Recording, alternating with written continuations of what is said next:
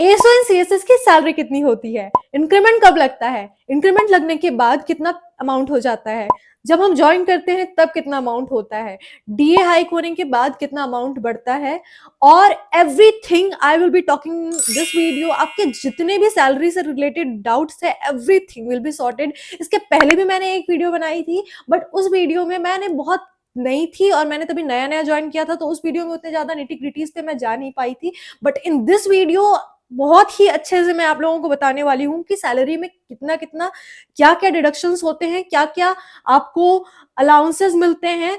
क्योंकि मैं अभी कैश सेक्शन में काम कर रही हूँ, मेरा काम ही सैलरी बनाना है, तो I can tell you about this thing in very detail. So without any further ado let's begin with the video. So यहाँ पे आप मेरी सैलरी स्लिप देख सकते हैं, स्क्रीन में भी आपको शो हो रहा होगा। सो यहाँ पे आप मेरा बेसिक अभी देख सकते हैं विच इज 46,200 रुपीज। जब हम as an ASO in CSS join करते हैं तो हमारा पे बैंड स्टार्ट होता है 44,900 से। जैसे कि आप यहाँ देख सकते हैं हमारा पे बैंड 44,900 से लेकर के 1,42,400 तक रहता है लेवल 7 का। तो हमारा स्टार्टिंग होता है 44,900, बट आफ्टर एवरी 1 ईयर हमारा इंक्रीमेंट लगता है। तो ये इंक्रीमेंट के लिए आपको 6 मंथ की सर्विस क्वालिफाई करनी पड़ती है। मैंने दिसंबर में ज्वाइन किया था, तो इंक्रीमेंट या तो 1 जनवरी को लगता है या तो 1 जुलाई को लगता है। जनवरी में मेरी 6 मंथ की सर्विस क्वालिफाई नहीं हुई थी, बट जुलाई में मेरी 6 मंथ की सर्विस क्वालिफाई हो गई, तो मेरा इंक्रीमेंट लगा पहला, जो कि 3% होता है बेसिक का, और ये अराउंड हो गया 46,200।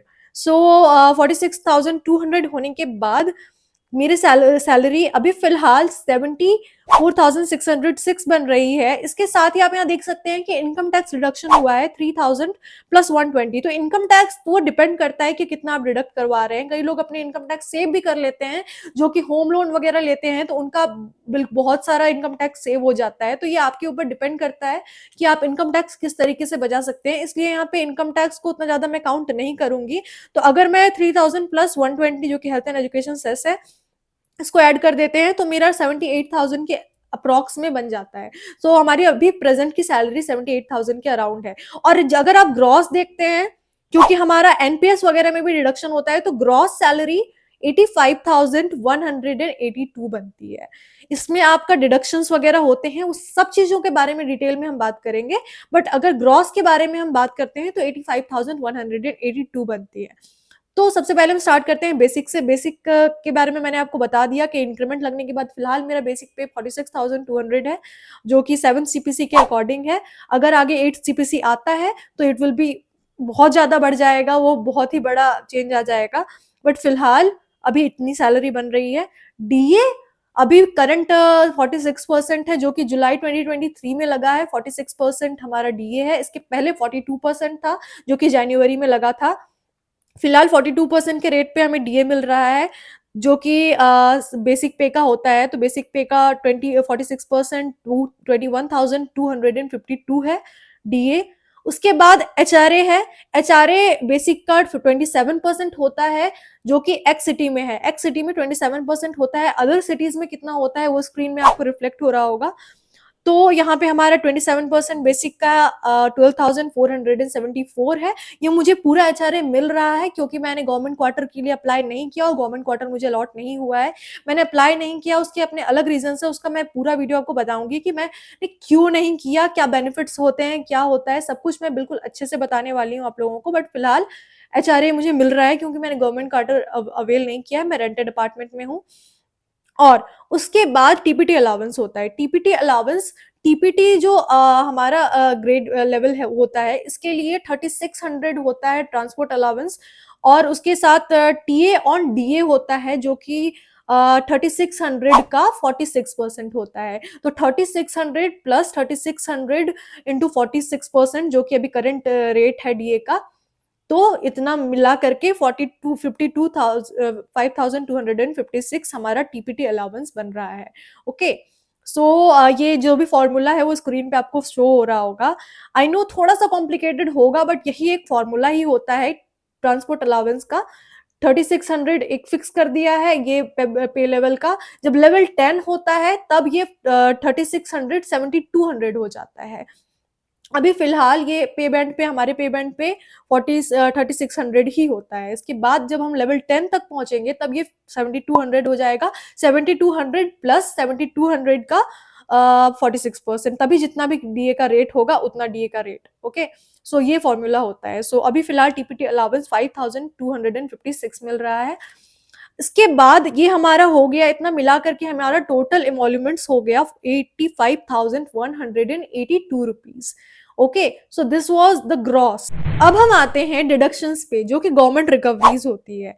सबसे पहले हम आते हैं सीजीजीआईएस। ये होता है central government employ for group insurance scheme. Okay, तो इसमें हमारा जो लेवल है, हमारे लेवल पे 60 रुपीज डिडक्ट होते हैं। ग्रुप ए होता है, ग्रुप बी होता है, ग्रुप सी होता है, ग्रुप डी होता है। ग्रुप ए के लिए डिडक्शन होते हैं 120 रुपीज। ग्रुप बी जो हम हैं, जो कि हम हैं, हमारे लिए डिडक्शन होता है 60 रुपीज। ग्रुप सी के लिए डिडक्शन होता है 30 रुपीज और ग्रुप डी के लिए होता है 15 रुपीज।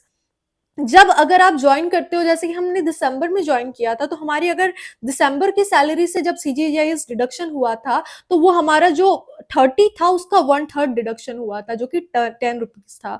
तो जब तक आपकी 6 मंथ मतलब जब तक 1 जनवरी नहीं आता है तब तक आपका उतना ही डिडक्शन होता है। तो अगर आप ईयर के बीच में ज्वाइन करते हैं तब तक आपका 1/3 ही डिडक्शन होता होगा। तो जैसे हम जनवरी में पहुंचे, हमारा 30 रुपीज 60 रुपीज डिडक्शन होना स्टार्ट हो गया था। पहले हमारा 30 रुपीज डिडक्ट हो रहा था।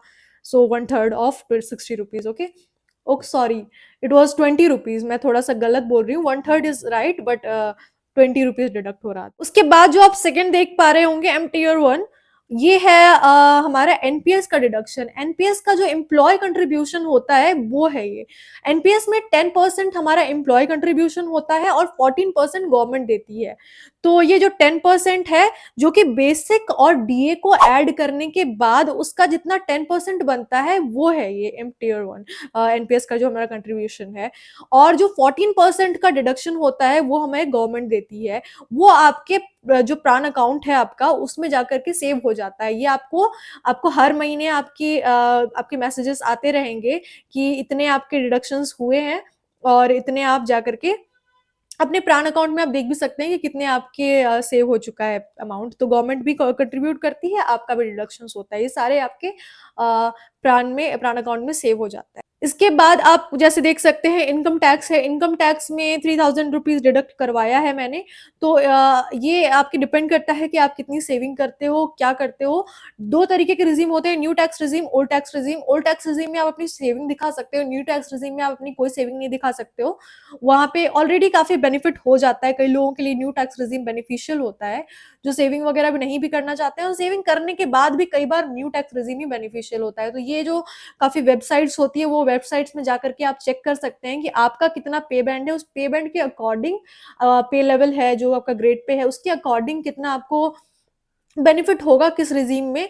ऐसा लोगों को लगता है कि ओल्ड में बेनिफिट होता है, लेकिन हमारे कई बार जब अगर लोन वगैरह लोग नहीं लेते हैं, तो न्यू टैक्स रिजीम में भी बेनिफिट होता है। तो इसके बारे में थोड़ा सा डिटेल में सर्च करेंगे, उसके बाद आपको समझ में आ जाएगा। सो इनकम टैक्स का ऐसा है कि आप अपना सेविंग अगर करना चाहो, लोन वगैरह लेना चाहो, तो आप बचा भी सकते हो इनकम टैक्स।